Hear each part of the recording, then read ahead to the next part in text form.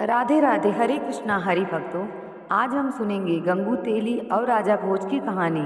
गंगू तेली की कहानी एक ऐसी कहानी है जो कर्मों के फल और भाग्य के खेल के बारे में बताती है। राजा भोज बहुत अच्छे राजा थे। वो अपनी प्रजा से बच्चों की तरह प्यार करते थे। एक बार राजा भोज भेष बदलकर साधारण कपड़ों में गलियों में घूम रहे थे। वे अक्सर रात को भेष बदलकर लोगों के घरों के पास जाते थे ताकि उनकी परेशानियां जान सकें। उस दिन राजा एक गरीब झोपड़ी के पास रुकते हैं। उन्होंने देखा कि अंदर एक छोटा सा दिया जल रहा है और एक बूढ़ा ब्राह्मण और उसकी पत्नी बात कर रहे थे। अब मैं बूढ़ा हो गया हूँ, मेरे पास ताकत नहीं है कि यजमानों के घर जाकर पूजा कराऊं। मेरा कोई बेटा भी नहीं है जो कमाए। अब वो बस राजा भोज की ही हमारी मदद कर सकते हैं। हाँ स्वामी, सुना है राजा भोज बहुत दयालु हैं, वो हमारी मदद जरूर करेंगे। अगले ही दिन जब वो ब्राह्मण जाने लगा और ब्राह्मण राजा भोज के दरबार में पहुंचा। महाराज, मैं 80 साल का बूढ़ा हूँ, कमजोरी की वजह से कमा नहीं सकता, मेरा कोई बेटा भी नहीं है। अब आप ही मेरा सहारा हैं। चिंता मत करो, मैं तुम्हें 100 सोने के सिक्के देता हूँ। अब तुम आराम से जिंदगी बिता सकते हो। राजा भोज ने आज्ञा अनुसार उसका सैनिक उस सिक्कों से भरी थैली लाता है। ब्राह्मण खुशी से थैली लेता है और घर की ओर चल पड़ता है। ब्राह्मण सिक्कों की थैली लेकर घर पहुँचता है। अब दोनों बहुत खुश रहे थे क्योंकि उनकी जिंदगी में सुरक्षित लग रही थी। ब्राह्मण थैली को प्यार से देखता है। देखो, अब हमारे पास इतने सिक्के हैं, न कमाई की चिंता न भूख की फिक्र। राजा भोज सचमुच देवता हैं। हाँ स्वामी, अब हम आराम से जिंदगी बिता सकते हैं। कुछ सिक्कों से अनाज लाएंगे और बाकी बचा लेंगे। ठीक है, पहले इन सिक्कों को सुरक्षित रखते हैं। ब्राह्मण उठता है और थैली को एक पुरानी लकड़ी के संदूक में रख देता है। संदूक को बंद करता है और चैन की सांस लेता है और सुख दम की बातें करते हुए दोनों सो जाते हैं। अगली सुबह ब्राह्मणी ब्राह्मण को जगाती है। स्वामी उठो ना, सुबह हो गई है, कुछ सिक्के लेकर बाजार चले, घर में अनाज खत्म हो गया है, थोड़ा राशन ले आओ। हाँ हाँ, अभी लाता हूँ। संदूक से 1-2 सिक्के निकाल लेता है। जैसे ही ब्राह्मण संदूक के पास जाकर उसे खोलता है, लेकिन अंदर कुछ नहीं होता है। थैली गायब है। उसका चेहरा सफ़ेद पड़ जाता है। ये क्या हो गया? सिक्के कहाँ गए? संदूक तो बंद था। ब्राह्मणी दौड़ कर आती है और देखती है और संदूक में झांकती है कि ये क्या हो गया है। वो हैरान हो जाती है। क्या बात है स्वामी, सिक्के तो रात को यहीं रखे थे, कोई चोर तो नहीं आया? नहीं, दरवाज़ा बंद था, कोई अंदर नहीं आया, फिर सिक्के कैसे गायब हो गए? ब्राह्मण परेशान होकर इधर उधर देखता है और ब्राह्मणी सोच में पड़ जाती है। स्वामी, यह कोई साधारण बात नहीं है, हमें फिर राजा भोज के पास जाना चाहिए। वो बहुत दयालु हैं, हमारी परेशानी जरूर सुनेंगे। तुम ठीक कहती हो, मैं दरबार जाता हूँ, शायद राजा ही इस रहस्य को सुलझा सकें। और ब्राह्मण फिर राजा के महल में जाता है। ब्राह्मण राजा भोज के दरबार में पहुँचता है। महाराज, रात को मेरे सिक्के गायब हो गए हैं, दरवाजे बंद थे, कोई आया भी नहीं, फिर भी सिक्के कहाँ गए? यह तो अजीब बात है। राजा बोला, ठीक है, तुम्हें 100 सिक्के और दिए जाएंगे। ब्राह्मण सिक्कों की थैली अपनी झोपड़ी की ओर लौटता है। उसका चेहरा खुशी से चमक रहा है। ब्राह्मणी बाहर दरवाजे पर खड़ी है। इंतजार करिए, देखो राजा भोज ने फिर से 100 सिक्के दिए सोने के। वो सचमुच हमारे लिए भगवान हैं। ब्राह्मणी खुशी से उछल पड़ती है। वो थैली को छू कर देखती है और आंखों में चमक आ जाती है। अरे वाह, अब तो हमारी ज़िंदगी सचमुच बदल जाएगी। इस बार सिक्कों को बहुत संभाल कर रखेंगे। हाँ, हम कोई चूक नहीं होगी। चलो इसे संदूक में रखते हैं, फिर कल बाजार में अनाज और कुछ अच्छी चीज़ें ले आएंगे। ब्राह्मण संदूक खोलता है और थैली को ध्यान से अंदर रखता है। वो संदूक को मजबूती से बंद करता है और ताला भी लगाता है। रात को ब्राह्मण सो रहा था। उसके सपने में राजा भोज की शक्ल वाला एक व्यक्ति आता है। सुनो ब्राह्मण, राज्य पर संकट आया, मुझे एक सिक्के चाहिए जो मैंने तुम्हें दिए थे। ब्राह्मण सपने में सिक्के राजा भोज के हमशक्ल को दे देता है। ब्राह्मण ने अपने सपने में राजा भोज के हमशक्ल को सिक्के दे दिए हैं। अब लेकिन जब वो सुबह उठा तो सचमुच सिक्के गायब थे। अब क्या होगा? ब्राह्मण संदूक खोलता है, अंदर कुछ नहीं है। थैली फिर से गायब। वो हैरान होकर सिर पकड़ कर लेता है और उसकी आवाज़ में ब्राह्मणी जाग जाती है। अरे नहीं, ये क्या हो गया? सिक्के फिर से गायब हो गए। ब्राह्मणी चौंक कर उठती है और संदूक के पास दौड़ती है और वो खाली संदूक देखकर हाय माथे पर रख लेती है। स्वामी, ये कैसे हुआ? हमने तो संदूक में ताला भी लगाया था, कोई चोर भी नहीं आया। नहीं, दरवाज़ा बंद था, लेकिन मुझे रात में सपना आया। उसमें राजा भोज जैसे दिखने वाले एक आदमी ने कहा कि राज्य पर संकट है और सिक्के चाहिए। मैंने अपने सब सपने सिक्के में दे दिए हैं और वो सचमुच गायब हो गया। ब्राह्मणी आंखें बड़ी करके ब्राह्मण की बात सुनती है और वो सोच में पड़ जाती है, कोई साधारण सपना नहीं है स्वामी, कुछ तो रहस्य है। सिक्के 2 बार गायब हो चुके हैं, हमें फिर राजा भोज के पास जाना चाहिए, पर बार बार राजा के पास जाना ठीक नहीं होगा। वो क्या सोचेंगे? राजा भोज दयालु हैं, स्वामी हैं, वो हमारी बात सुनेंगे और इस बार रहस्य को सुलझाने में मदद करेंगे। चलो तैयार हो जाओ, सच जानना हो ही होगा। ब्राह्मण गहरी सांस लेता है और हिम्मत जुटाता है। वो अपनी लाठी उठाता है और राज दरबार में फिर से पहुंच जाता है। और ब्राह्मण तीसरी बार राजभोज के दरबार में पहुंचा। महाराज, मेहरबानी करके मेरी बात सुनिए।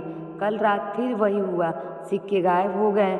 मैंने सपने में आपको देखा, आपने कहा कि राज्य पर संकट है और सिक्के चाहिए। मैंने सपने में वो सिक्के आपको दिए हैं और सुबह उठकर देखा तो संदूक खाली था। दरबार में सन्नाटा छा गया। दरबारी एक दूसरे को देखते हैं और फुसफुसाने लगते हैं। राजा भोज अपनी ठूड़ी पर हाथ रखकर सोचने पड़ जाते हैं। सपने में सिक्के देना, यह क्या बात हुई है? कहीं कोई जादू टोना तो नहीं? ब्राह्मण तुम्हारी बात पर सुनकर हैरान हो रही हूँ।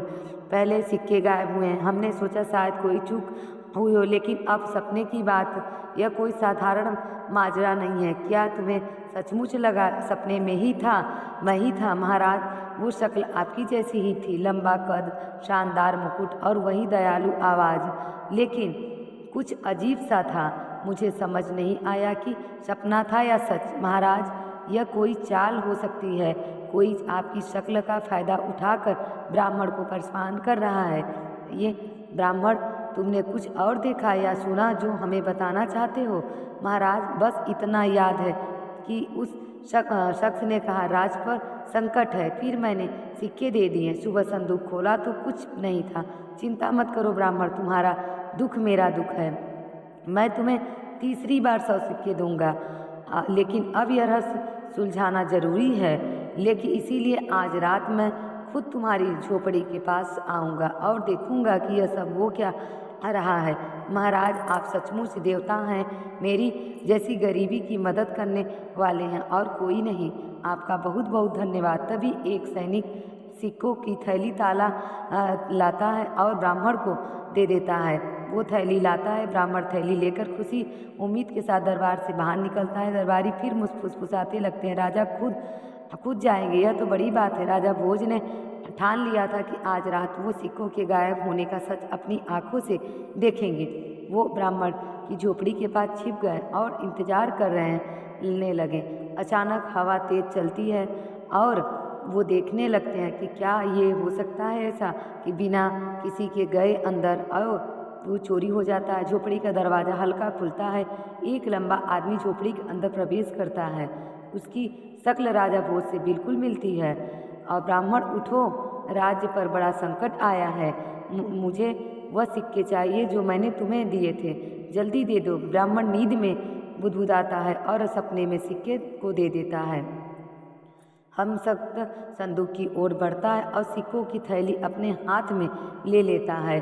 तभी राजा वो झाड़िया से बाहर निकलते हैं और वो देखते ही रहते हैं कि रुक जाओ, तुम कौन हो जो मेरी शक्ल में इस गरीब को लूट रहे हो? राजन, मैं कोई चोर नहीं हूँ, मैं हूँ भाग्य जो हर इंसान की ज़िंदगी को चलाती हूँ। अब यह ब्राह्मण अपने पिछले कर्मों का फल भोग रहा है।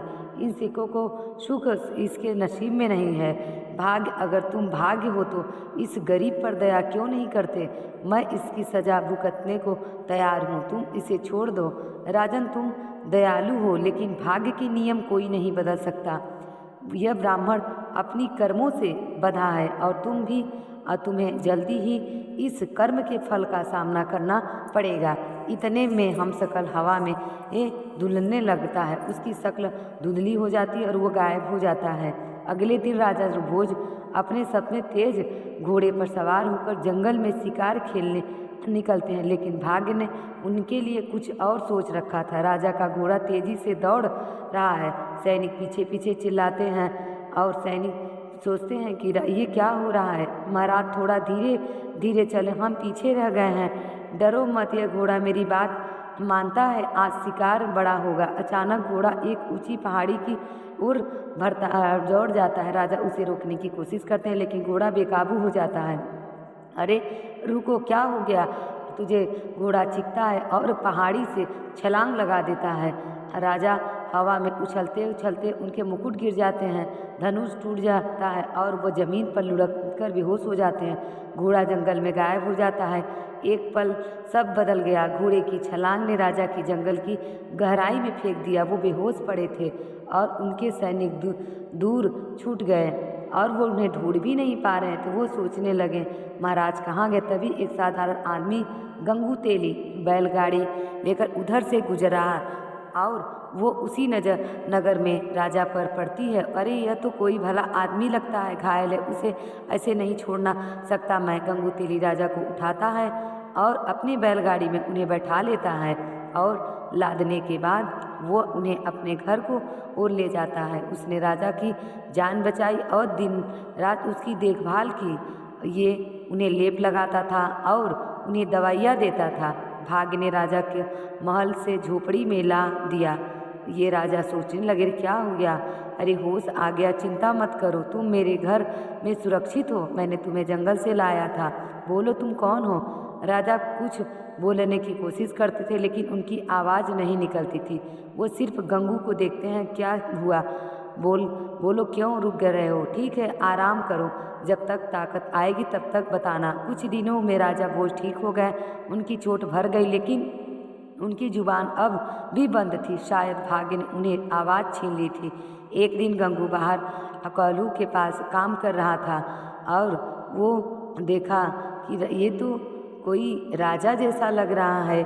अब तुम ठीक हो लगने लगे हो ना। वो गंगू यही सोच रहा है, नाम तो अपना बता सकते हो लेकिन मेरे साथ रहोगे तो कुछ काम करना पड़ेगा। गंगू बोला चलो कहूल चलाने में मेरी मदद करो। राजा सिर हिलाकर हामी भरते हैं। गंगू उन्हें कहूल चलाने के पास ले जाता है। राजा चुपचाप काम शुरू कर देते हैं। राजा भोज अब गंगू तेली के घर में रहते हैं। वो बोल नहीं सकते, इसीलिए गंगू उन्हें कहलू चलाने का काम दिया और लेकिन हीरे कोयल में ही चमकता है और राजा का जादू छिप नहीं सका। सब लोग बोलने लगे अरे गंगू तेरा यह नौकर तो कमाल का गाता है। हाँ, ऐसा गीत तो बड़े बड़े दरबारों में सुनाई देता है। सचमुच यह कोई साधारण आदमी नहीं लगता। उसी राज्य में संगीत का विशाल मुकाबला होने वाला था। वहाँ की राजकुमारी वसुंधरा की संगीत की दीवानी थी। वो बार बार ये सोचने लगी।